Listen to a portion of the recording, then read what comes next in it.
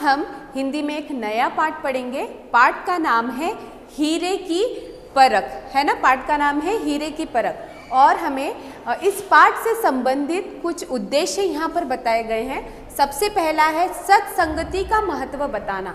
इस पाठ में हमें सत्संगति का क्या महत्व होता है वो बताया गया है। दूसरा है सज्जनों की संगति के लिए प्रेरित करना। लोगों को हमें सज्जनों की, जो अच्छे व्यक्ति होते हैं, जो अच्छे लोग होते हैं, उनकी संगति के लिए, उनके साथ रहने के लिए हमें लोगों को प्रेरित करना चाहिए। तीसरा है परोपकार करने की प्रेरणा देना। परोपकार मतलब अच्छे कार्य करने की, भले कार्य करने की लोगों को हमें प्रेरणा देनी चाहिए हमारे जीवन के अनुसार भी, है ना। चौथा है सद्गुणों का विकास करने के लिए प्रेरित करना।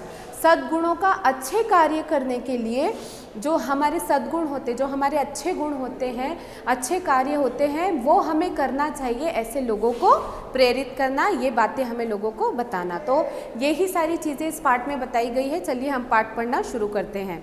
एक बार महर्षि दयानंद का प्रवचन चल रहा था।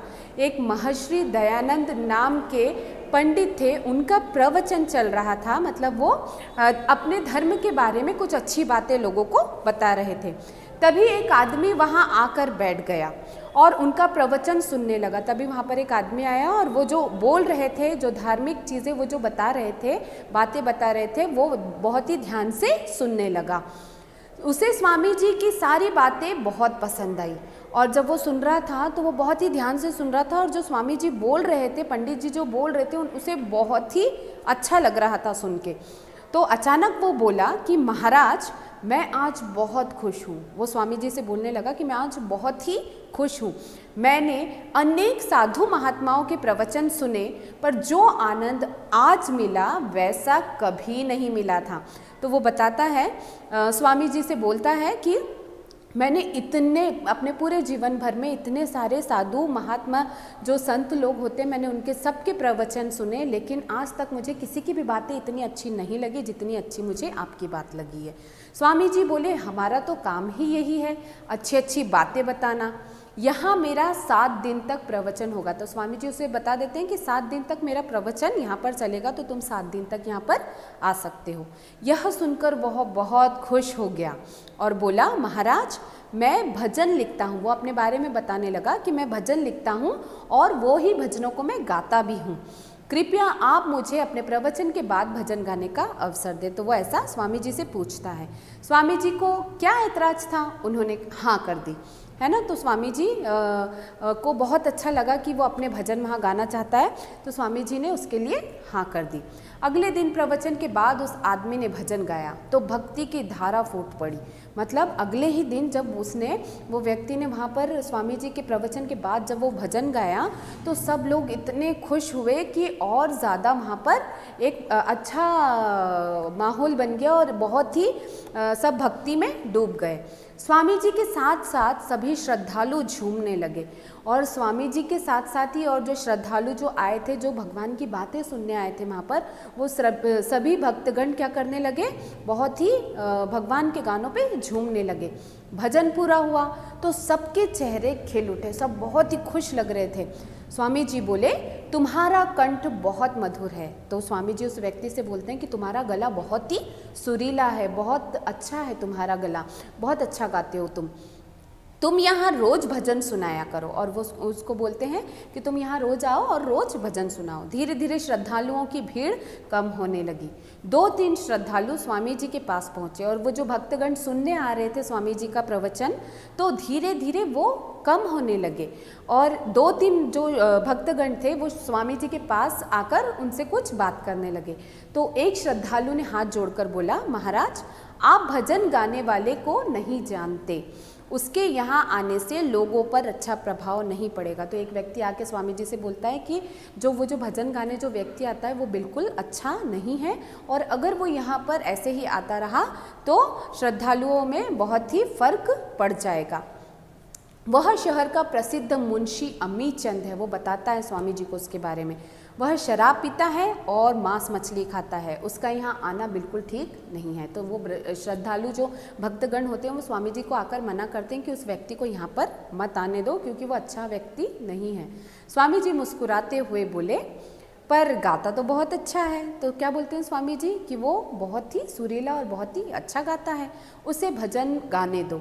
और स्वामी जी बोलते हैं कि उसे आने दो यहाँ पर और भजन गाने दो, यहाँ आने से उसका हृदय भी बदल सकता है। तो स्वामी जी बहुत ही अच्छी बात भक्तगण को बताते हैं कि हो सकता है कि यहाँ आने से, ये भजन ईश्वर के गाने से हो सकता है उसका मन बदल जाए। अगले ही दिन स्वामी जी का प्रवचन पूरा हुआ। अमीचंद ने अपने भजन से सबको मंत्रमुग्ध कर दिया और उसने इतने अच्छे भजन गाए कि क्या हुआ, सब बिल्कुल दिल से उसके भजन जो थे वो दिल से बिल्कुल सुनने लगे और बिल्कुल ध्यान लगाकर भगवान की बातें और भगवान के भजन सुनने लगे। स्वामी जी ने उसको आशीर्वाद दिया, बोले कल फिर तुम भजन गाना।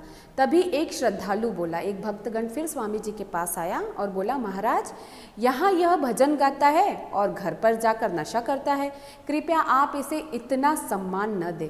और वो बताता है कि ये यहाँ तो भजन गा लेता है स्वामी जी, लेकिन ये घर पे जाके तो बुरी चीज़ करता है ना, मतलब नशा करता है, दारू पीता है वो। तो आप क्या करो, इसको बिल्कुल इतना सम्मान जो आप दे रहे हो वो बिल्कुल आप मत दो। अमीचंद कुछ नहीं बोला, वो वहीं खड़ा हुआ था वो व्यक्ति, लेकिन वो कुछ भी नहीं बोला। स्वामी जी ने कहा, अमीचंद कल तुम इससे भी अच्छा भजन गाना। मतलब वो उसको प्रेरित करने लगे कि आज तो तुमने बहुत अच्छा गाया, पर कल तुम इससे भी बहुत ही अच्छा भजन गाना, भगवान तुम्हारा भला करेगा। और ऐसा कह के वो चले गए। अमीचंद को लगा जैसे उसे कोई संजीवनी बूटी मिल गई हो, मतलब उसे दिल से इतना अच्छा लगा कि स्वामी जी ने उसे इतनी अच्छी आशीष दी है ना, कि आज तुमने बहुत अच्छा गाया है, लेकिन इतने लोगों के उसके बुरा भला बोलने के बाद भी स्वामी जी उस चीज़ पर ध्यान न देते हुए उस व्यक्ति को आगे बढ़ाने की बात कर रहे हैं। तो उसे वो चीज़ बहुत अच्छी लगी। उसने अपनी प्रतिभा का उपयोग कर नया भजन रचा और फिर उसने दूसरे दिन नया भजन बनाया।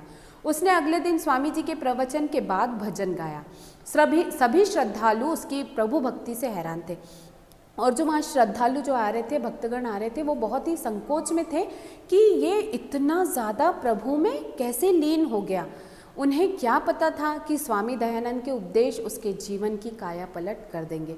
और किसी को भी नहीं पता था कि स्वामी विवेकानंद जो उसे बातें बता रहे हैं प्रभु के बारे में, भगवान के बारे में, उससे उसका पूरा जीवन ही बदल जाएगा। भजन पूरा कर, मतलब जो वो गाना ईश्वर के लिए गा रहा था, तो वो उसने पूरा ख़त्म कर लिया। अमीचंद मंच से उतरा और फिर उसके बाद वो मंच से, मतलब स्टेज से वो नीचे आया। स्वामी जी उसको देखकर मुस्कुराए और स्वामी जी बहुत ही प्यार से उसको देखकर मुस्कुराते हैं और बोलते हैं, अमीचंद तुम हो तो हीरा। क्या कहते हैं वो उससे कि अमीचंद तुम हो तो हीरा पर कीचड़ में पड़े हो।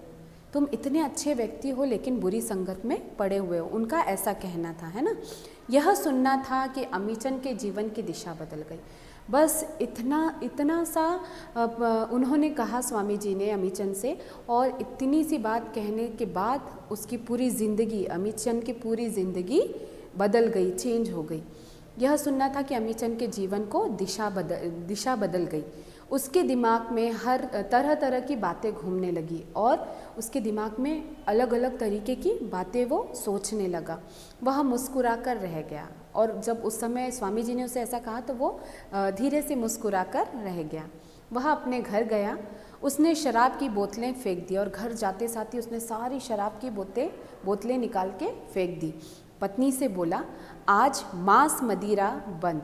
आज से क्या है, मांस मदिरा, मतलब मैं जो दारू पीता था और मैं मांस मच्छी खाता था वो मैं अब बिल्कुल नहीं खाऊंगा, सब बंद कर दूंगा।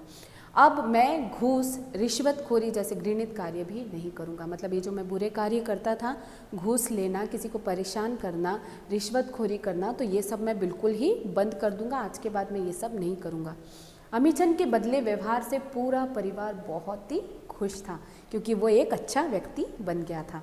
धीरे धीरे वह परोपकारी मनुष्य बन गया, एक अच्छा व्यक्ति बन गया। उसने अपनी सारी संपत्ति, मतलब अपने जो सारे पैसे थे वो लोगों की भलाई में लगा दिए, मतलब लोगों की मदद करने में लगा दिए।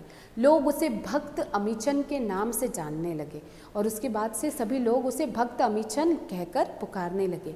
आज भी अमीचंद का लिखा भजन, आज मिलकर गीत गाओ उस प्रभु को धन्यवाद, यज्ञ, प्रार्थना और उत्सव आदि के अंत में श्रद्धा से गाया जाता है। तो बच्चों देखो कि किसी की कोई बहुत ही अच्छी कुछ बातें हमारे जीवन को बदल सकती है। अगर हम कुछ अच्छे कार्य कर सकते हैं तो हमें उन कार्यों को करना चाहिए। और हमें इस पाठ से क्या शिक्षा मिलती है कि जीवन को सफल बनाने के लिए सज्जन व्यक्तियों की संगति करना हमें बहुत ही ज़रूरी है। मतलब अच्छे व्यक्तियों की, अगर हमें भी हमारे जीवन को अच्छा रखना है, अच्छा बनाना है, तो हमें अच्छे व्यक्तियों की संगति करना, उनके साथ रहना बहुत ही ज़रूरी है, क्योंकि उनके साथ से उनकी अच्छी बातें हमारे अंदर आ सकती है। तो बच्चों, मुझे उम्मीद है आपको ये पाठ पसंद आया होगा, और उम्मीद है कि आज से आप भी अच्छे सज्जन व्यक्तियों की, सज्जन बच्चों की, अच्छे बच्चों की ही आप साथ रखेंगे और उनके साथ आप रहकर अच्छी बातें सीखेंगे। तो धन्यवाद बच्चों।